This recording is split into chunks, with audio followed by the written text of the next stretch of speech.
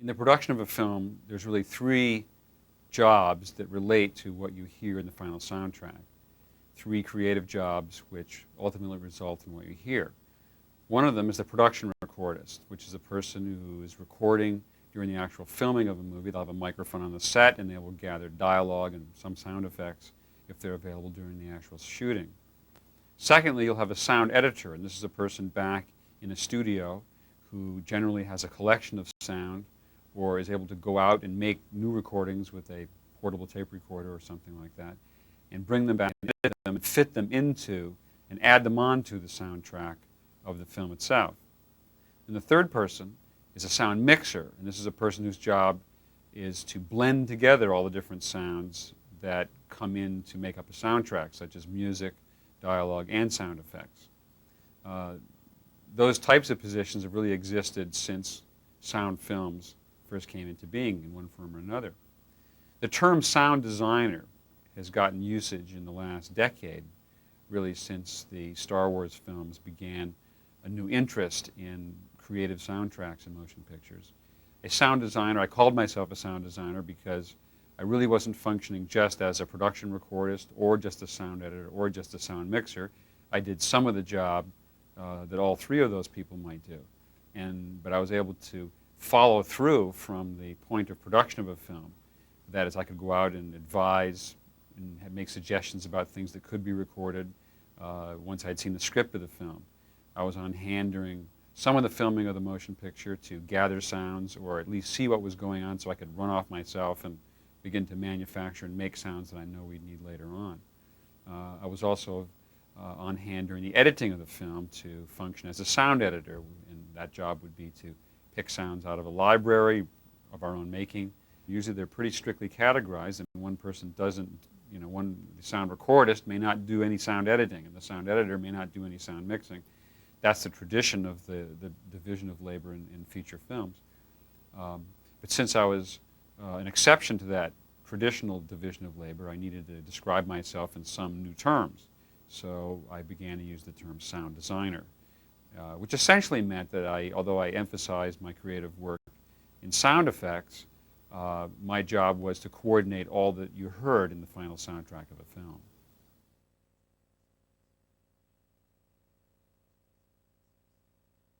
A film such as Star Wars, the soundtrack is completely fabricated in the studio. Probably on the average 15 or 20% of the dialogue which is in the final film was originally recorded on the set during the performance by the actors. The remaining 85% of that dialogue was added later, with the actors coming back and replacing their lines of dialogue, or different actors coming in to give voices to characters or monsters or puppets or something that might be in the show. All of the sound effects you hear in the film are added later, everything from footsteps to cloth rustle to the handling of props to the sound of vehicles, weapons, aliens, and exploding Death Stars. Those are all things which didn't exist at the time of shooting. They had to be manufactured after the fact. And of course the music wasn't there during the original shooting. So all the elements which go into the final soundtrack there's thousands of them really. And to keep track of it all, one has to come up with a system of identifying each sound, of giving it a name, giving it a description. And so as a sound designer, one of the things you do is to collect a lot of sound, categorize it, and you keep tapes on your shelf or nowadays sound stored on a computer disk. And it's very much like an encyclopedia. You have hundreds and hundreds of sounds.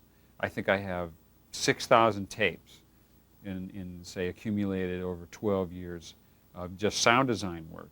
And that is a result of going out and recording lots of material, animals, aircraft carriers, jets, appliance motors, whatever it might be, bringing them back, and you need to actually select from those tapes the things you find the most interesting and categorize them and put it down on a list so you can read it and find things later, because your memory can't often hang on to every little detail.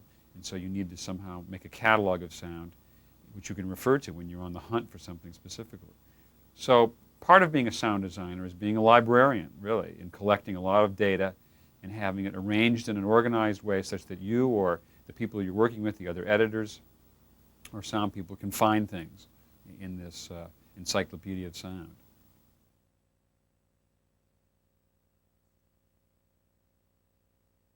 When I did Star Wars, it was the very beginning of my career, and I had a lot to learn.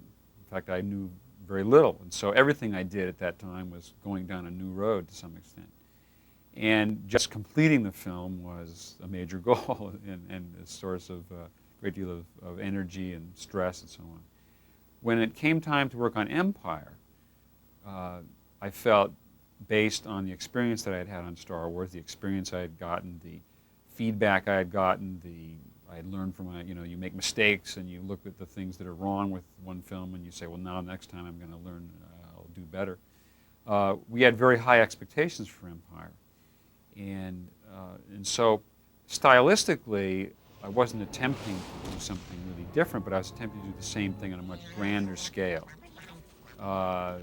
Because I knew what I was up against. The film was filled with a lot more new things. I wasn't going to just take the library of material made for the first film and just copy it over and use it again.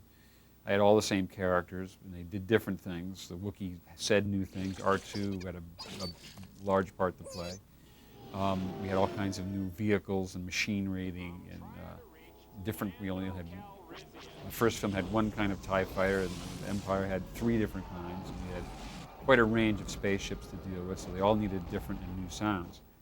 So Empire was just doing the same job on a grander scale, with perhaps even higher expectations. A lot of what was done on Star Wars was done in a kind of innocence. Those of us that worked on it were interested in fantasy or science fiction movies. We did not anticipate the film would be generally popular. We thought maybe we'd please the science fiction fans that we knew and friends and this sort of thing. We didn't know it would become a sort of worldwide phenomenon. So when it came to doing Empire, we did feel, and I know I did, great pressure now that you had to succeed and do something on a much higher level in order to get the same effect. And so it's a great deal of creative pressure to just outdo ourselves. And so on Empire, we did a lot more field recording. We went out and tried to record something new and original for practically everything. And a lot more time was spent mixing in stereo.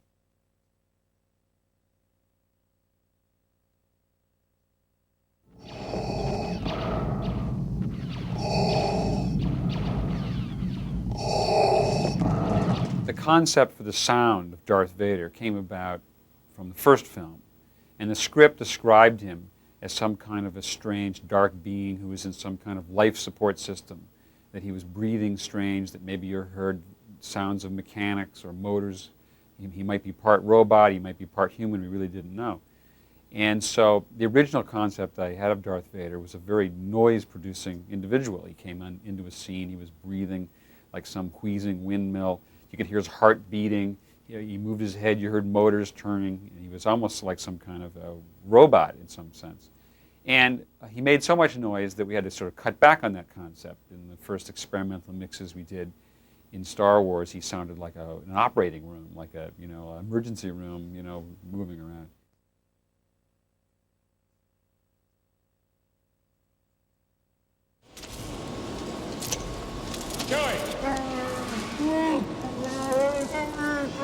All right, don't lose your temper. I'll come right back and give you a hand. Chewie was actually the first voice that I was hired to work on back when Star Wars was just in a script stage. They knew they had this character named Chewbacca who was going to have to act and appear in scenes with the other actors. And the question was, what would he sound like? He's not going to speak English. He's going to speak some sort of alien animal type of voice. It's supposed to be an intelligent language, but not English and not German, not French, not something we'd really recognize. It had to be something made out of animal sound.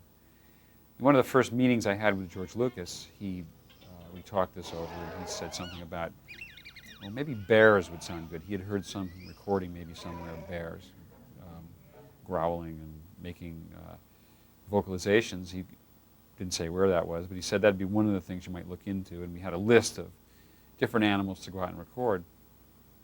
So in the sort of year I spent recording preliminary sounds for Star Wars, I collected lots of bear sounds, as well as walruses and lions and badgers and sick animals and domestic and all sorts of things.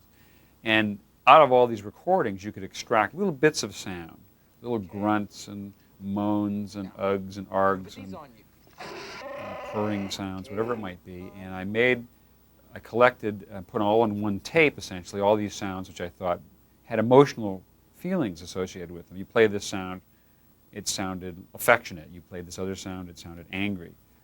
And in that manner, I kind of had these categories of little sounds that each had an emotional tone associated with it. So I began cutting those together to try to get a sense of speech out of Chewie, and to also get something that would work well with the way his mouth moved. He didn't have articulated lips. He could basically open and close his mouth. So you also needed to create a sound which would be believable as coming from a mouth which was operating like his did. And through a great deal of trial and error, came up with a voice for Chewbacca in that fashion. So it's a voice which is manufactured completely out of animal sounds, principally bears, and synchronized with the performance that's shot during filming.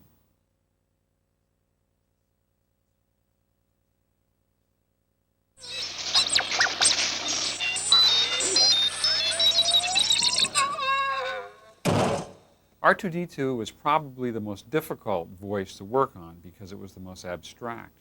Here we had supposedly a machine that was going to talk, it was going to act, it was going to draw on our emotions, it was going to be in scenes with Alec Guinness and work as another actor. Yet it was a machine. It didn't have a face with a smile or a mouth or eyes or ears, and it couldn't speak English, and it couldn't even mouth words. At least Chewbacca could make kind of animal sounds which you could attribute a personality to. The initial experiments in coming up with R2's voice were all directed toward making a machine type of language, something that would come out of a computer, out of a robot. And although the voices were very interesting, I think, which I made, they all seemed to lack a sort of human quality. They seemed too machine-like. And R2 was not really just a machine. He was also this lovable little assistant robot.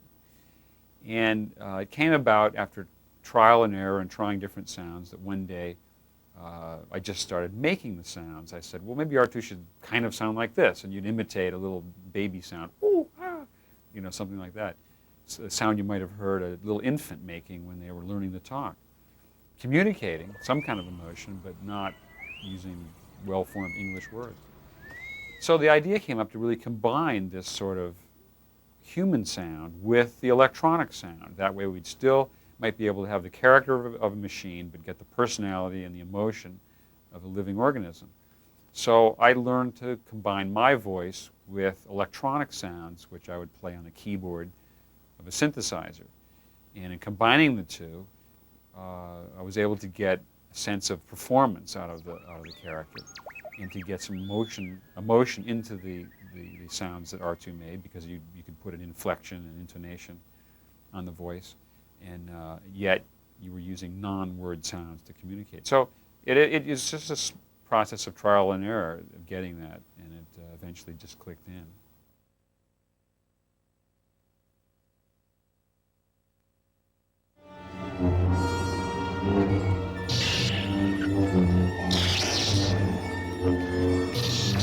The lightsabers are one of my favorite sounds, and in fact it was the very first sound I made for the whole series. For some reason, after I read the script, even though my assignment was first to find a voice for Chewbacca and then a voice for R2, and then, well, maybe come up with some sounds for laser guns and other things, the lightsaber fascinated me. At that time, when the script had first come out, they had some paintings that Ralph McQuarrie had done, so that there were some concepts visually of what some of these things would look like. And those pictures were very inspiring because they gave an idea of the direction we were trying to go in the look of the film, and it was inspiring to me to therefore think up sounds that might fit that kind of visual style.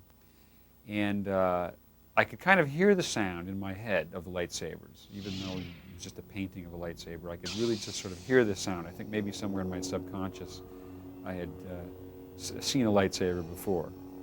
And I went to, at that time I was still a graduate student at USC, and I was a projectionist, and we had a projection booth with some very, very old simplex projectors in them.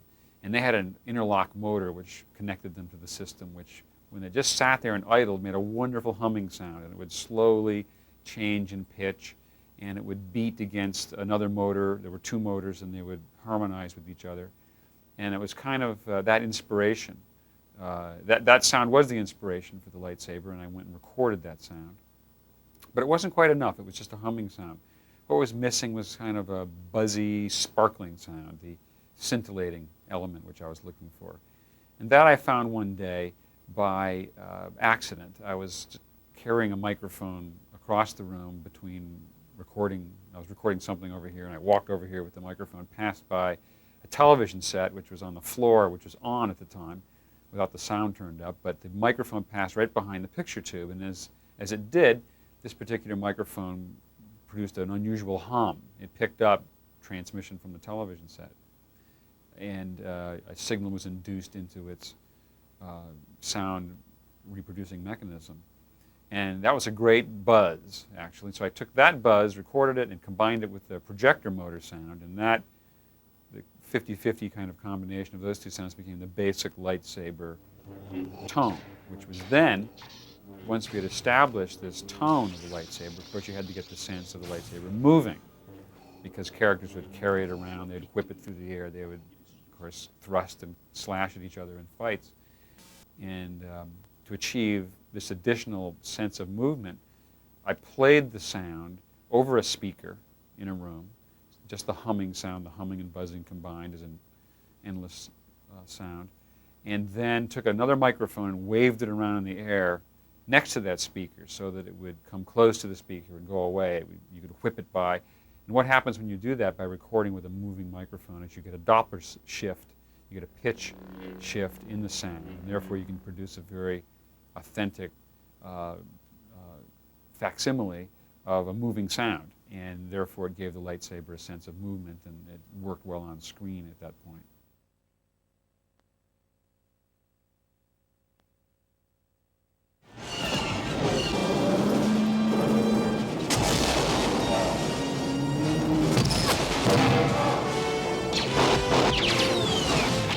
The walkers were a lot of fun to work on because they were big mechanical beasts, and it was a pleasure sometimes to work on just big machinery rather than just voices. And we knew the walkers were big and they were heavy and they were lumbering about, and because they were animated they had a certain rhythmic walk to them, and so the objective was to come up with a sound for the walkers to give them a real sense of mass and weight. After all, they were miniatures and they were being animated, and one of the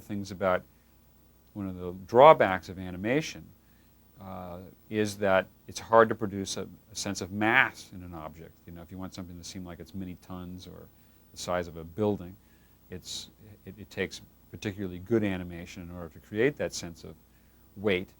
But we can help that along a great deal with the proper sound. So the walker was made up of different elements. It had motors, and it had metal clunks, and it had a weapon sound.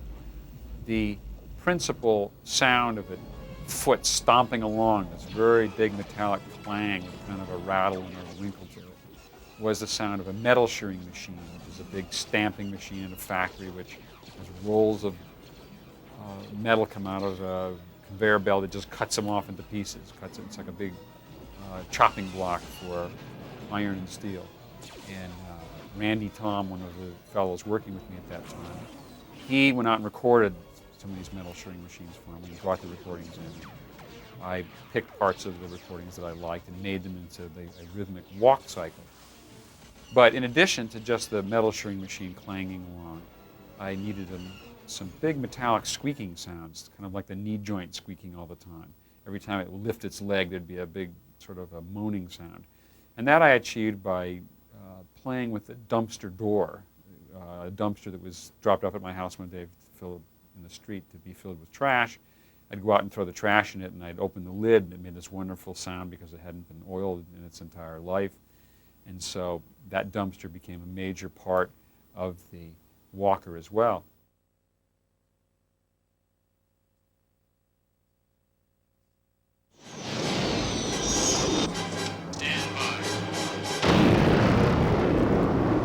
sound of explosions has always been a great passion for me. And so when it came to battle scenes or the destruction of the Death Star or anything of that sort, I always got into it quite seriously and spent a lot of time recording explosions and weapons and trying to figure out ways to record them to get the maximum visceral effect out of the event.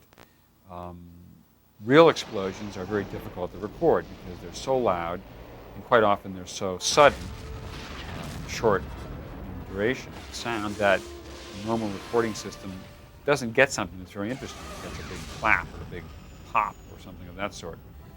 If you listen to explosions often on the news, things recorded in actual warfare, sometimes it doesn't seem to have quite the body and the tone range that you are used to hearing in motion pictures. I went out and did a lot of recording of explosions. I went to White Sands Missile Range to record missiles and rockets taking off and impacting and air-to-air interceptions. I went to many military bases and recorded tanks shooting and artillery. I got myself in a situation once where I was being bombarded by howitzers from about 5 miles away, and I was in a trench and they were dropping shells 500 feet out in front of me where my microphones were. Blew up one pair of microphones, cut cables, put some more out, ducked shrapnel, but got some great recordings, and I've repeated that experience over and over again over the years, always in a quest which I call the search for the ultimate explosion. And I've gone a great distance in this, but I don't know if I've gotten it yet.